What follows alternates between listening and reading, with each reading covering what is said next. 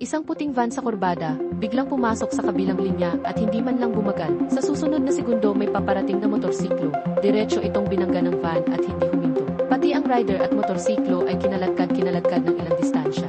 Tuluyang nawala sa kuha ng camera. Ilang segundo isang lalaking nakaitim na t-shirt ang unang tumakbo. Siya ang driver na apelyido Nguyen. Sumunod ang 7 kasama sa van. Halatang kinakabahan, tumakbo lahat sila sa kalsada para tumakas. Nangyari ito noong katapusan ng taon, isang aksidente sa Sanghan Road sa Nandun. Hindi sila tumawag ng ambulansya, namatay agad ang driver. Nakatanggap ng ulat ang pulis, dahil walang saksi noon, sinuri ang daan-daang kamera. Natukoy ang grupong migranteng nawawala, pinuntahan ang taguan para hulugan. Bumukas ang bakal na pinto. Nakaabang ang pulis sa sasakyan, nang may galaw sa loob, bumaba agad at hinuli sila. Nataranta ang mga migrante sa loob, alam nilang hindi makakatakas kaya sumunod.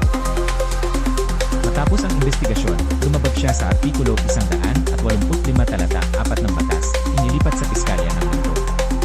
Inimbestigahan ng pulis ang suspect na si Nguyen, isa rin siyang migranteng nawawala, iligal na nagmaneho at nakapatay. Kinasuhan ng pagtakas matapos makasagasa at makapatay. Dinala sa piskalya at inaprubahan ang detention. May 9 pang migranteng nahuli sa taguan, dinala silang lahat sa mga kaugnay otoridad.